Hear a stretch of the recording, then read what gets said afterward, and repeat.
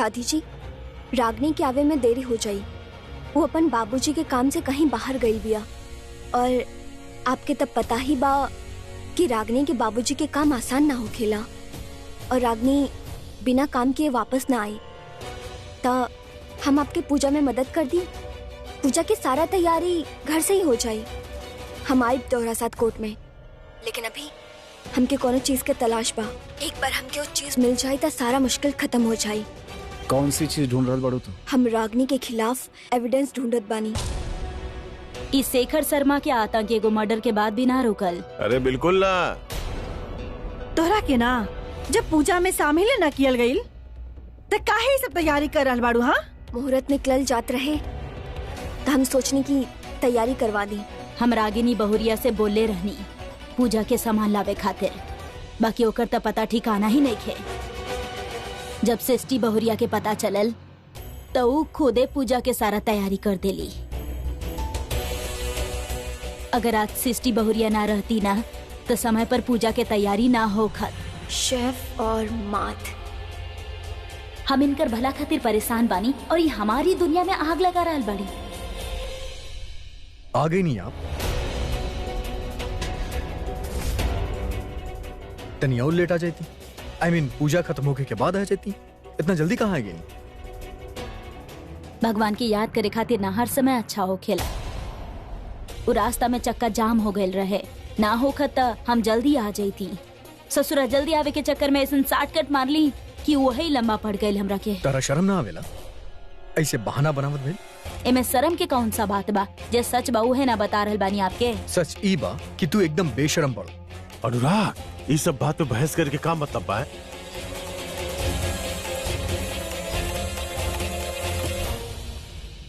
दादी अम्मा बताई का काम बाकी बा, हम अभी कर देता नहीं। अब जब सब कुछ हो गए बहुरिया तो काहे पूछ रहल बाड़ू? सृष्टि बहुरिया पूजा के सब तैयारी कर देले बाड़ी। सृष्टि, हम तोहारी इज्जत पे लगल आग बुझावे खातिर परेशान बानी और तू हमारी रिश्ता में आग लगा रहल बाड़ू। अब हम धीरे धीरे अपनापन की आंच से एक घर के हर मेंबर के मन पे जमल बर्फ पिघला दे। आज दादी थोड़ा पिघलल बानी, कल सब पिघली है। तू बस देखते जा। दादी अम्मा, हमरा के आवे में तनी देर हो गई, ओकरा खातिर क्षमा करी। रास्ता में पूरा चक्का जाम रहे था। अम्मा, शांति पाठ के पूजा शुरू कर जाए। चला चला। ये लड़की ई पूजा में ना बैठी।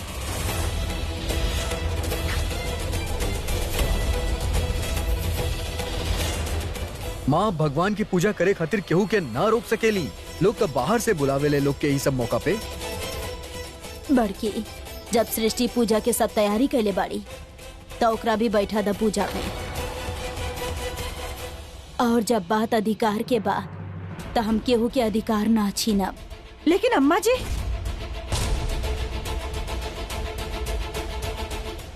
अनुराग और रागिनी दोनों साथ में पूजा करा।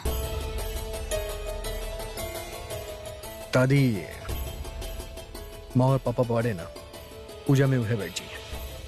हाँ दादी अम्मा, अब मिस्टर जी ठीक कह रहल बाड़े हैं, पूजा बड़न के ही करे के चाहिए।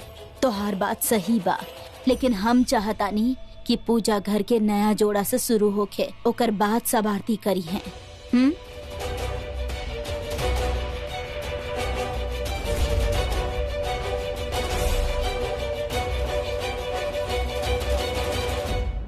ये पूजा में ना सिर्फ तू दोनों ही बैठवा। हाँ,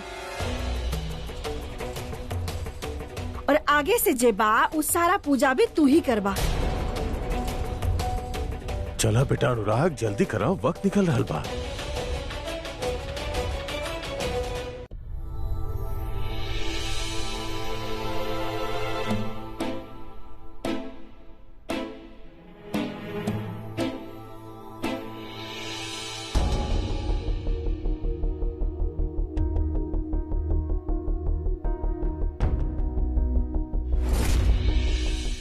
बहुरिया, चला पहले दिया जलावा।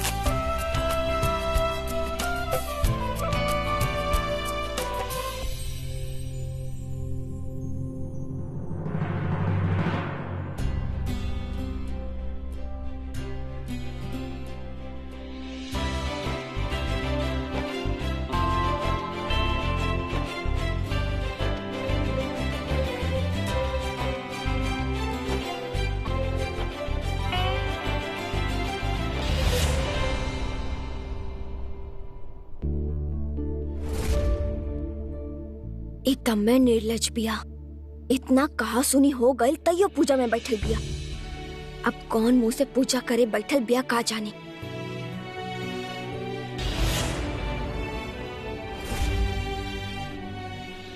अनुराग, चलो दोनों एक के साथ आरती करा।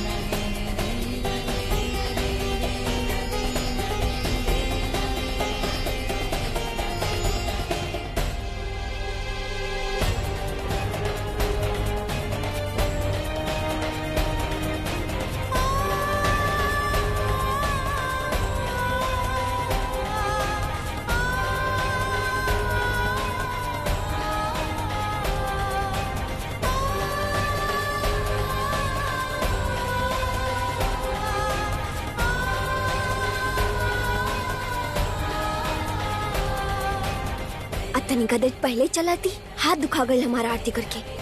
अब करें।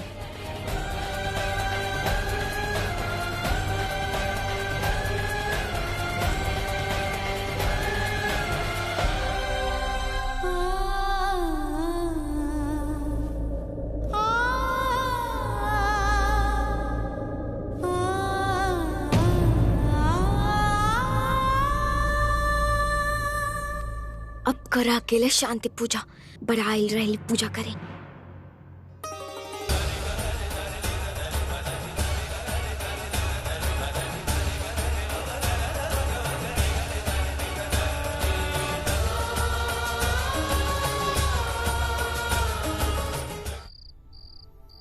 मिस्टर जी बिना हमारे सलट पे सलट करत रहले। पता नहीं कानून की देवी इनकर काम में फूक देली, हमरा समझ नहीं क्या आवत।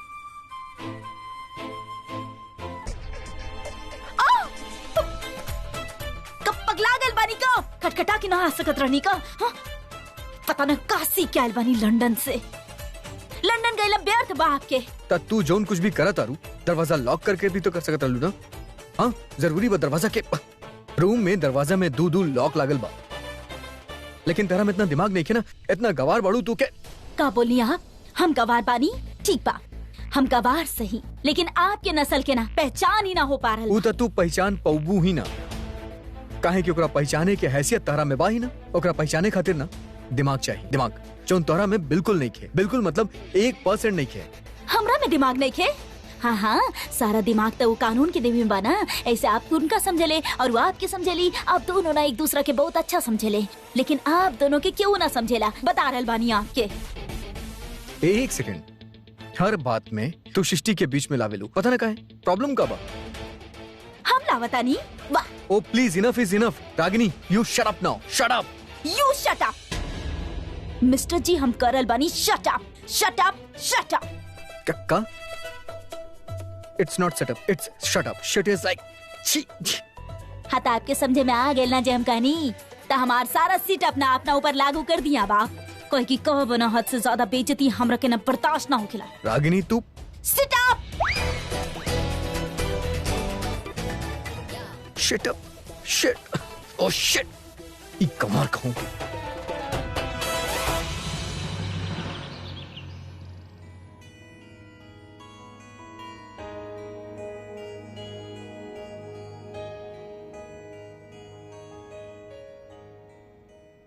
इस सबरे सबरे रागिनी कहाँ चल गेली? चल अच्छा बा ना, तो सबरे सबरे होकर शक्ल देखे के पड़त। वैसे भी आजकल दिन अच्छा नहीं खिंचात।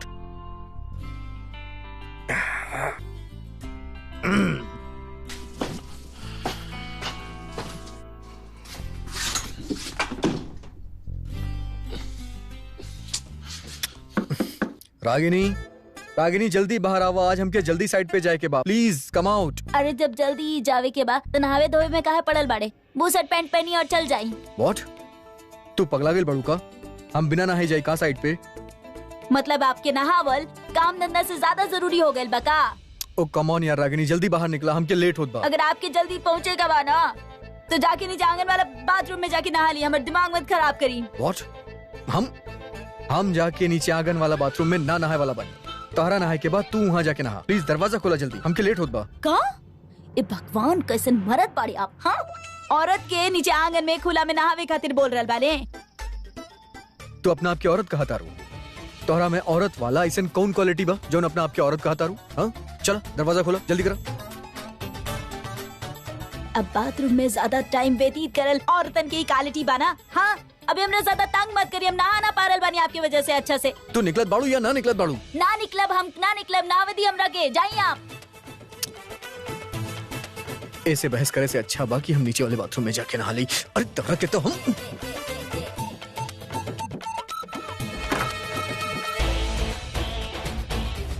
फिर टॉवेल में बाहर आ गए। ली कर लेनी हम जल्दी।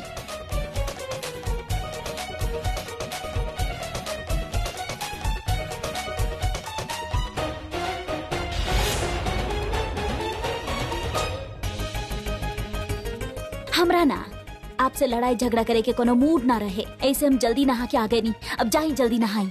आज कुंभकर्ण के नींद कैसे जल्दी खुल गई? कहाँ जाए के तैयारी बा? हम आपके कुछ बताई ना, आप वो लायक नहीं की समझनी।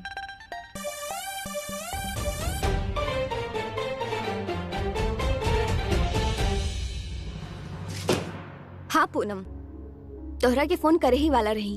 अब चाचा जी के तबीयत कैसन बा? अभी ठीक बा, कुछ दिन पहले ही डिस्चार्ज मिलल। चला ये अच्छा बात बा। और बाकी सब बढ़िया? कोनो दिक्कत के बात नहीं खे? ना ना कोनो दिक्कत ना बा अभी। ये बतावा तू कैसन बाड़ू? नाश्ता वास्ता भइल की ना? ना हम नाश्ता ना कैले रहनी, बस किचन की तरफ जात रहनी। सोच रहल बानी तहार सिखावल रवा उत्पम या डोसा ट्राई कर। बड़ा आइल। अरे हमरा घर में घुसकर जबरदस्ती दावत उड़ा रहल बिया, लेकिन देखा हम भी कैसे जवाब देत बानी के। अरे फुआ तू छोड़ा है के आवा तो चला चला तू बैठा नाश्ता करा। अरे सासू मैया का हो गए, सुबह सुबह इतना गर्मा रहल बानी आप। ली प्रसाद ली, दादी माँ भेजले बड़ी आपके खातिर। अरे प्रसाद से जे बा ओका से पेट नहीं के भरी ना। और तू एगो काम कर, रसोई में जा और हमरा खातिर कुछ अच्छा सा बना के लेके आवा। मम्मी हम पराठा और आलू की सब्जी बनेले बानी तो हम लेके आ। अरे ना दिव्या बेटा, हमके ना ये सब ना खाए के बा, हमरा के कुछ अलग खाए के बा। सासू मैया हम अभी जाके ना आपके खातिर आलू पूरी बना के लावतनी, ऐसा बनाए कि आप उंगली चाटत रह जाए। अभी अरे ना रागनी बहुरानी, तू काम करा, उ काबा उ रवा उपत्तम और डोसा ई बना के लेके आवा। का? अरे रवा उपत्तम और डोसा होला ना, डोसा नहीं के ना जाने लू। हाँ पता बना, वो खाए के मन बा हमरा के। जब तक प्रसाद खाई जल्दी जल्दी जा, बहुते भूख लागल बा। ससुराई रवा डोसा में से रवा समझ में आ गल कि सूजी बा, लेकिन ये डोसा का हो खेला इ त हमार अम्मा भी ना बता पाई है।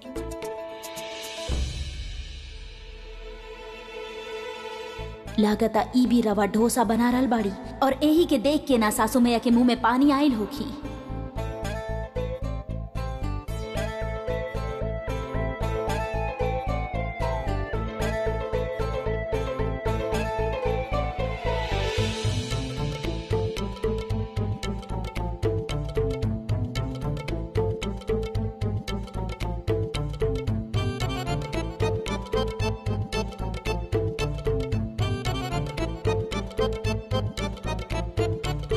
रागिनी सिंह जल्दी हाथ बढ़ावा और इस सृष्टि के कापी करा।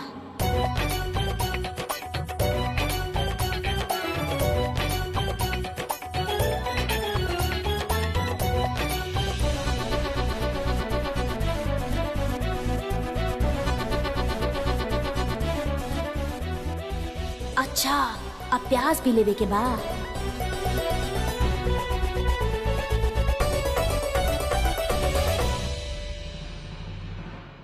साड़ी कहता देनी साड़ी। अब साड़ी पहनले बानी, फंस गई पैर में, तहार पैर में ना फंसेला का?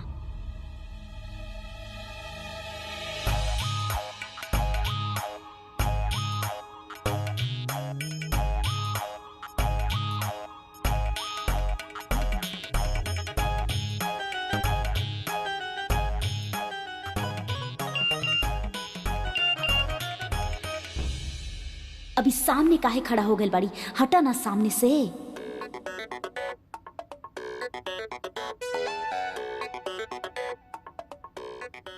तू डाल डाल त हम पात पात।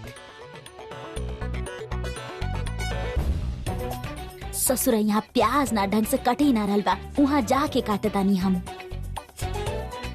कितना जगह बा यहाँ पे, यहाँ ठीक रही।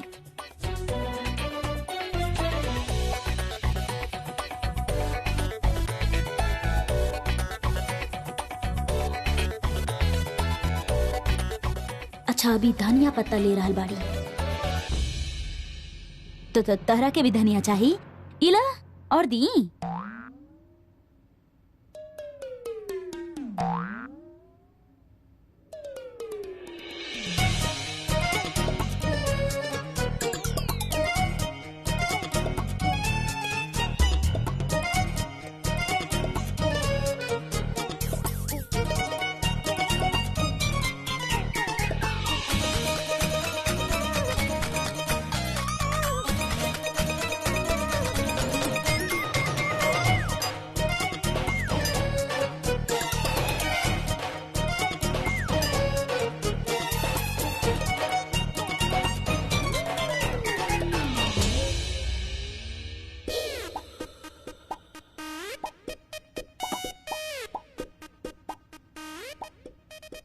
का जरूरत रहे सासू मैया के सामने लुटराने के डोसा कहे के? त रागनी हमरा के कॉपी कर रहल बिया। अरे का हो रहल बा रसोई घर में? इतना शोर काहे करल बाड़ू तू दोनों? कुछ ना दादू अम्मा, वो हम रवा डोसा बनाता नी ना, उस सूजी के। ये लागेला कि हमार देखा देखी ई भी बना रहल बाड़ी। उ का कहले तोहार अंग्रेजी में? उ का पी कला कला, कोनो बात ना। सृष्टि वो कुछ समझ में ना आया ना तो हमरा से पूछ लिया, हम प्यार से बता दे। नकल खातिर भी अकल चाहिए रागनी।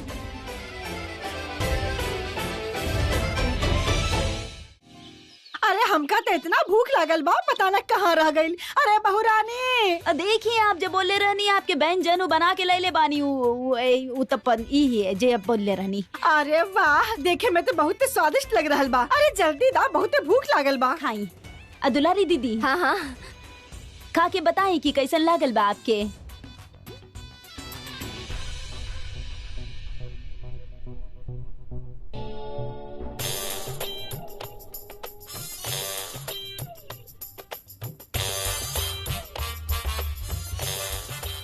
अच्छा लागल?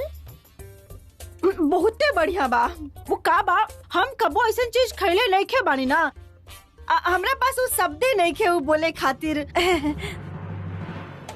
का करी, हम ही तो बोले रहनी नहीं के बनावे खातिर। अब भुगते के तो पड़ी ही। बड़के भाऊजी। अरे खा, बहुते बढ़िया बा। अरे खा।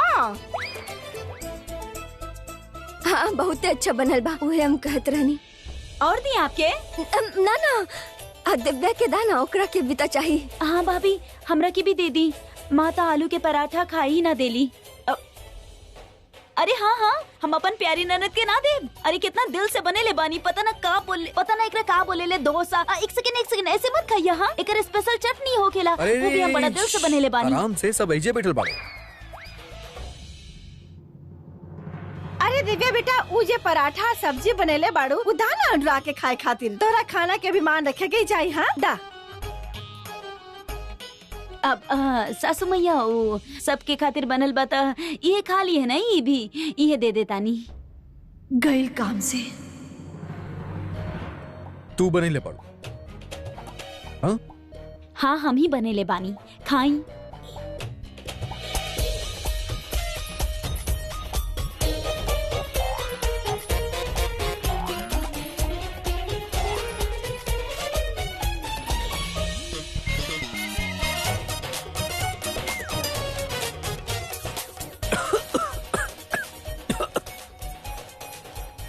भाई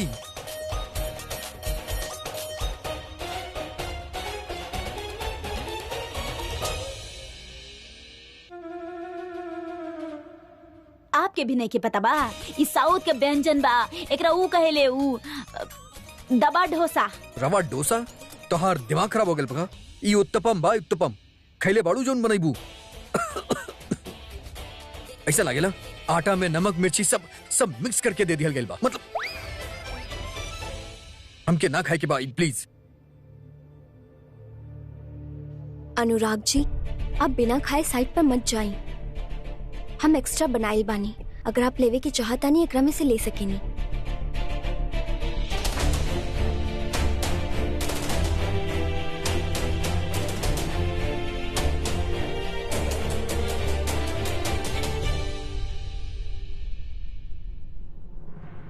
थैंक यू सृष्टि।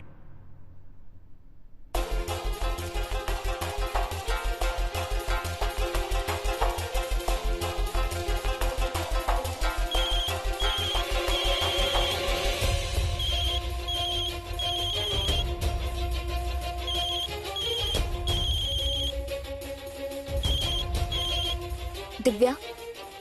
ना भाभी, हम पराठा खा ले, आप खा ली।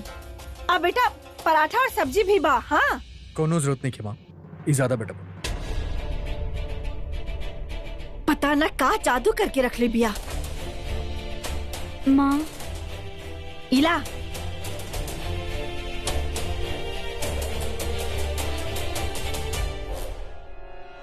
हाँ, नारद बोला। हाँ हाँ, आज हम पक्का मिल रहा बानी। अभी हम ना घर से पूजा के सामान के विसर्जन करे के बहाने निकलब, तो तू ना हमरा के रास्ता में मिला। फिर चल तानी शेखर के माँ बाप से मिले, ठीक बा? बहुत परेशान कैले बाई चुपचाप वकी। अब एक कुंडली के दोस्त मिटावलना बहुत जरूरी हो गए हमरा खातिर। चल मिलल जाओ।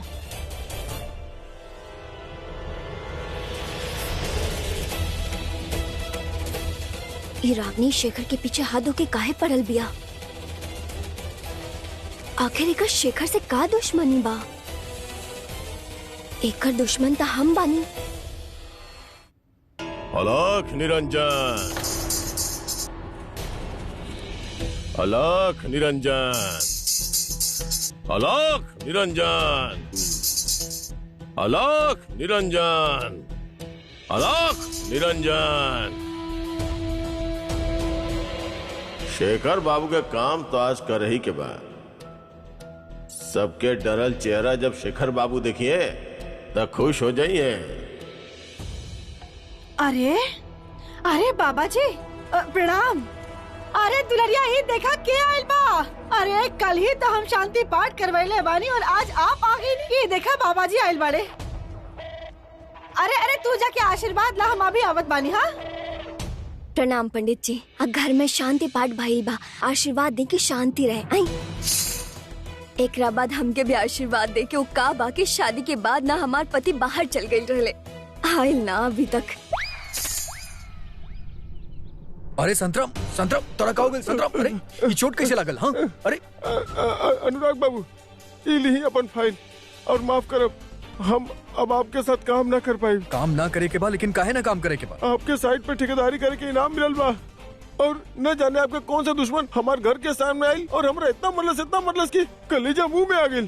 और वो धमकी भी दिल बड़े की अगर आपके साथ काम करब तो जान से मार दिए हमरा। हमके नहीं करेंगे आपके साथ काम। अरे ठेकेदार बाबू, काहे काम ना करब? हाँ बताई के बरदस आपके कुछ नाम पता मालूम बा ओकर? एक बात समझ ली, हमार अनुराग के काम में के अड़ंगा डाली ना तो जान से मार दे बोकरा के हम। ब्रिजभान जी वो अपन मुंह गमछा से ढकले रहले, ऐसे चेहरा न देख पौनी हम। अरे गमछा हम निकलवाए, पता कर ले ससुर के रहलन उ लोग। एक बात समझ ली, आपके कहीं ना जाए के बाद अनुराग के साइड पर काम करे के बाद आपके समझ ली ना। बाकी जब मिले हन ना तब बाल भर मारा, जितना तोके मरले बाड़न ना ओकर दुगना मारब सालन के। ब्रिजभान जी आपके जे करे के बकरी मगर हमके बखश दी, हम बाल बच्चे वाला आदमी बनी। काहे डरा तड़ा भाई? अरे अनुराग एकरा के का भइल? हाँ देखी सासू मैया, हमार मुंशी पे भी अटैक कर देला सी दुश्मन लोग।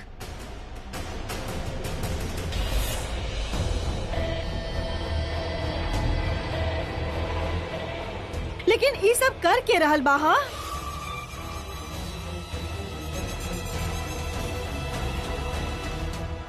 वो आपसे का कहले? बताओ था अनुराग बाबू के साइड पे काम करे से वो लोग मना के लिए बड़े। अब हम करी तो का करी? देखा संतरा, तहार सिक्योरिटी की जिम्मेदारी हमार बा, तारा डरे की कोनो जरूरत नहीं है। और ये सब काम वाम होत रही, तू जाके अपन इलाज कराला तनी, ड्रेसिंग वगैरह कराला, हम तोरा पैसा देता नहीं। एक सेकंड। अरे अनुराग, अरे डॉक्टर के बता दे भाई, कर दिया नु ड्रेसिंग, टेंशन क्या लेता? चलो। अरे का यार औरत की तरह रोवा ताड़ा। अब आपके यकीन हो गए मिस्टर जी कि एकरा में हमार या हमार फैमिली के कोनो भूमिका नहीं है? ना का भूमिका नहीं है। हमके पूरा यकीन बा कि तोहरे कोनो दुश्मन हुई और कुछ ना। अरे ऐसे कैसे? कोनो सबूत बा का आपके तो पास? के करी सब? जब से इस सृष्टि घर में आयल बिया ना, हमरा घर में तो मुसीबत ही आ गई बा। पहले हमार विशु की जिंदगी बर्बाद कर देलस और अब अशांति फैला दिला हमार घर में। कोनो भी घर के सुख शांति वहाँ रहे वाले लोगन के कर्म के फल होखेला, केहू के आए जाए से कुछ ना होखेला। माँ हमके तही समझ में ना आवेला कि हर बात में सृष्टि कहाँ से बीच में आयली। अब वो में ओकर का गलती बा? साला ही नया दुश्मन के पूरा कच्चा चिट्ठा ही नहीं मिल रहा। एक तरफ ही बाहर के विलन और दूसर तरफ ही घर के नागिन। कुआं और खाई वाला मामला हो गया बा हमरा साथे। ये रागनी सब काहे कर रहल बिया? पहले हमके और शेखर के फंसा देलस और घर वालन के डरा धमका रहल बिया। आखिर एकरा के ये सब करके काम मिली?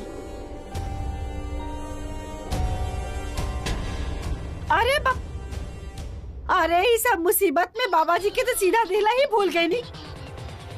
का करी?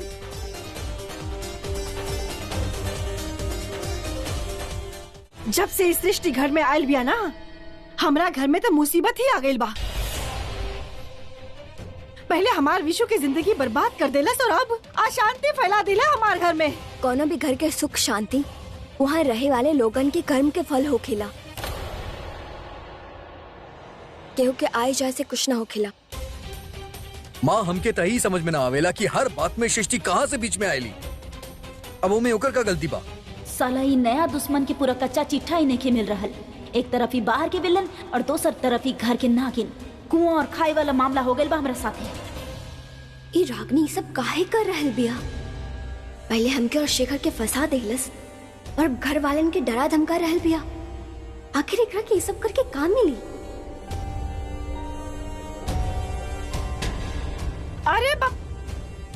अरे इस सब मुसीबत में बाबा जी के तो सीधा दिला ही भूल गई नी। का करें?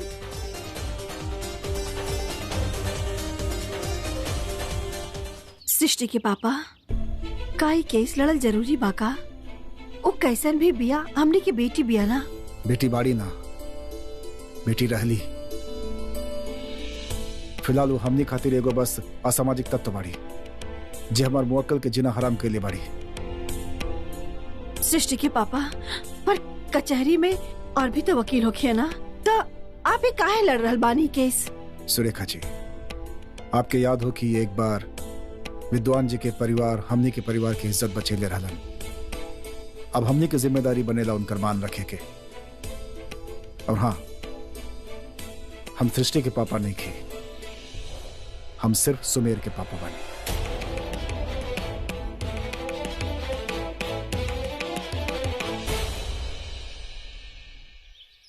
हम तो कैसे कहीं अब रागिनी बहुरानी से बिल्कुल बेस्वाद खाना रहे। ऐफो एको करम के खाना ना रहे, हम तब भर पेट खैबो ना किए। तक खुदे बना ले तू ना। सासू मैया, हम पूजा के सामान के ना विसर्जन करके आ रहल बानी अभी। अरे लेकिन बहुरानी हमार बात सुना।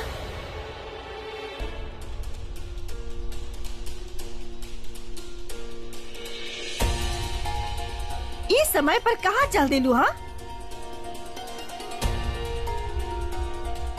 अपन यार से मिले जा रहल बाड़ू का?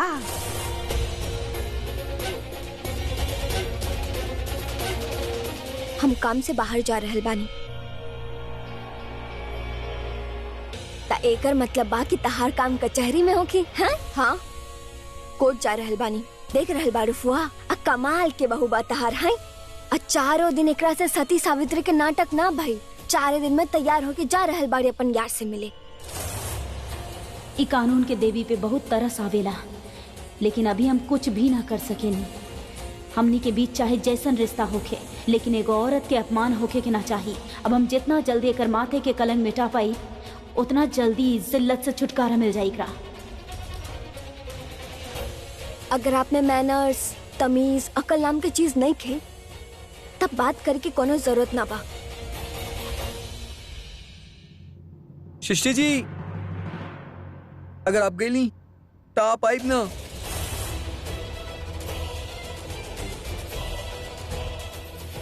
आप अपन स्वार्थ खातिर इनकर मासूमियत भी छीन लेनी।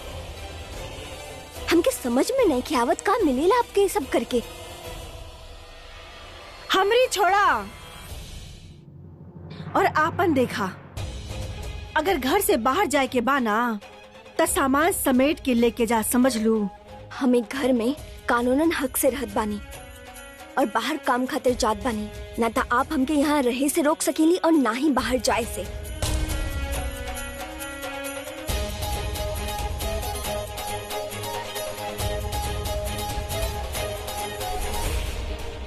सृष्टि जी, हम आपके वापस ना आवे देब, ना आवे देब, ना आवे देब। अरे जाए दा बेटा ओकरा के। कहावत बाना, जब चीजी के पर निकल जाला तो ओकर अंतिम समय जे बा उ नजदीक आ जाला। ई आपन कानून हक से ई घर में रह रहल बिया ना, उहे कानून ना एके ई घर से निकले पर मजबूर कर दी। देखिया सासू में हम निकल रहल बानी। अरे बहुरानी रुका, और कहीं जाए के जरूरत नहीं खे। दादी अम्मा बोले बड़ी काम से जाए खातिर तो हम तो घर पे ही रहली। आवतानी ना अभी एक। अरे विसर्जन के कोनो मुहूर्त ना होखेला, तू बाद में भी जा सकेलू। अरे हम केहू के बुलैले बानी, हमके तोहार जरूरत पड़ी। घर पे क्या आ रहल बा? बहुत अच्छा खुशखबरी आ रहल बा। अब नारद से कैसे मिले जाई? अब तू रहा यहाँ तो खुदे देख लिहा। पता न सासू मैया अब कौन सा तीर चलावे वाला बाड़ी।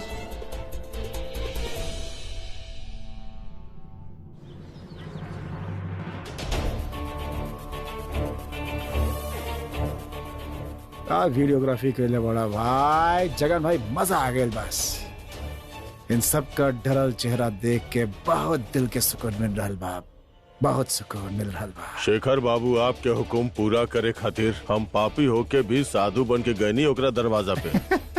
गुड यार।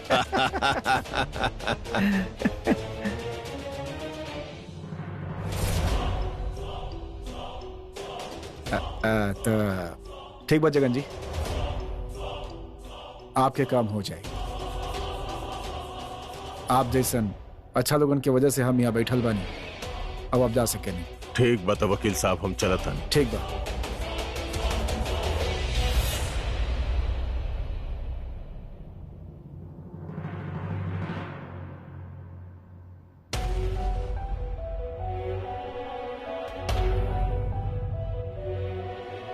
के बाऊ जगन, और तू लोग इतना जोर से हंसत काहे रहला? हमनी हंसत नहीं। अरे ना ना ना, ई जगन जी तो हमार गांव के बाड़न, तो बस ऐसे एगो किस्सा सुनावत रहलन है। अच्छा तो ये सब छोड़ा, पहले यहाँ पर आकर आराम से बैठा। हमके यकीन हो के दा कि तू ऑफिस आगे बढ़।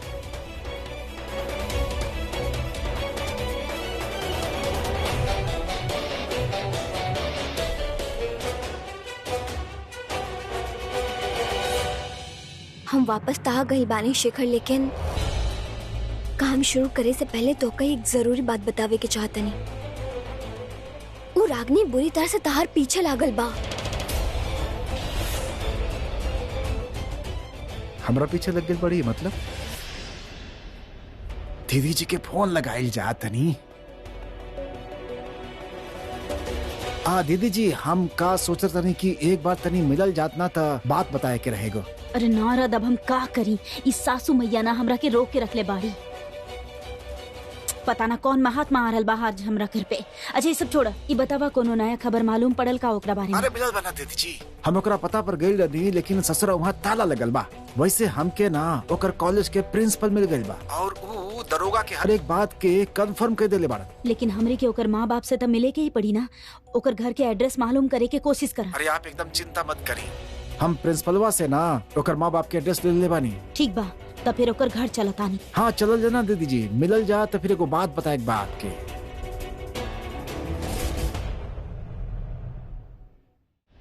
दीदी जी के फोन लगाइल जा तनी। दीदी जी हम का सोचत तनी कि एक बार तनी मिलल जात ना था, बात बताए के रहेगो। अरे नारद, अब हम का करी? इस सासू मैया ना हमरा के रोक के रख ले बाड़ी।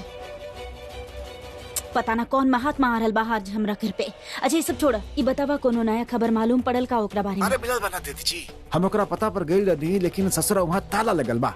वैसे हमके ना ओकर कॉलेज के प्रिंसिपल मिल गइल बा, और वो दरोगा के हर एक बात के कंफर्म कर देले बाड़न। लेकिन हमरे के ओकर माँ बाप से तो मिले के ही पड़ी ना। ओकर घर के एड्रेस मालूम करे के कोशिश करा। अरे आप एकदम चिंता मत करी, हम प्रिंसिपलवा से ना ओकर माँ बाप के एड्रेस ले ले बानी। ठीक बा, तब फिर ओकर घर चलतानी। हाँ चलल जाना दीदी जी, मिलल जा तो फिर एगो बात बताए बात के।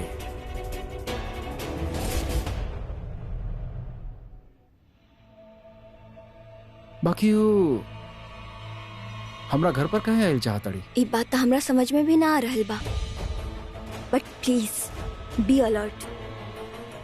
हम रागनी के अच्छा तरह से जाने ली, वो कोनो भी हद तक जा सकेली। Thank you Srishti for thinking about me. जब तू हमारे साथ बढ़ू तो हमरा के कोनो बात के डर नहीं खे। बट आई थिंक सृष्टि तोरा के भी थोड़ा अलर्ट रहे के जरूरत बा। तोरा घर पर ही जन हमला भइल बा, कोनो आइडिया बा के करवा रहल भाई? हमके लागत बा एकरा पीछे भी रागनी के ही हाथ बा। हमरा के रागनी के हर हाल में अपन घर तक पहुंचे से रोके के होगी।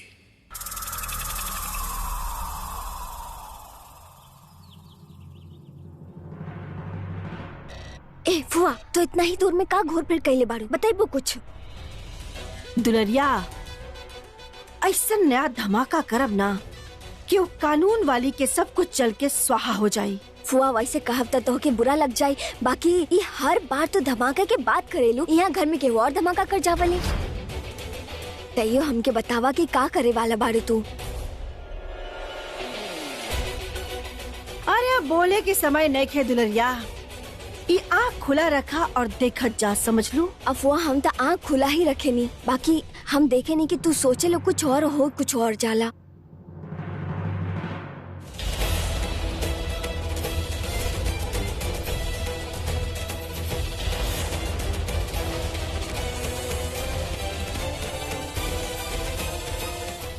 अरे वकील साहब आई आई नमस्ते। दुलरिया देख रहल बाड़ू, हमनी के बचावे वाला मसीहा खुद ही यहाँ चल के आ गइल बाड़े। जा दुलरिया, जाके तेरी चाय नाश्ता के बंदोबस्त करा। जा जा। आई वकील बाबू। ना ना भाभी जी, हमरा के कोनो भी चीज के जरूरत नहीं है, हम ठीक बानी। अरे देवर जी देखी तो क्या आयल बाड़े। अरे नमस्कार पुरुषोत्तम बाबू, कब से आपके इंतजार करत रहनी है हम।